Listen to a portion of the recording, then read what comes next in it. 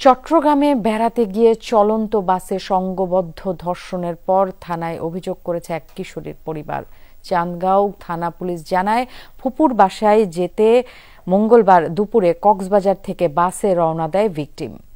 সন্ধ্যার পর সব যাত্রী নেমে গেলে ভুক্তভোগীকে গন্তব্যে পৌঁছে দেওয়ার আশ্বাস দেয় বাসের চালক ও শ্রমিকরা। কৌশলে দরজা বন্ধ করে রাতভর পালাক্রমে নির্যাতন চালায় বাসটির হেলপার, চালক ও সুপারভাইজার। পরে ভোরে ভিকটিমকে জনশূন্য এলাকায় ফেলে রেখে যায় ধর্ষণকারীরা।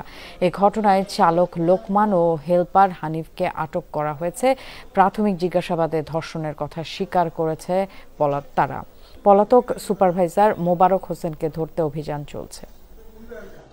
কক্সবাজার হইতে চোষের একজন কিশোরী চট্টগ্রাম শহরে বেড়ানোর উদ্দেশ্যে রওনা করে।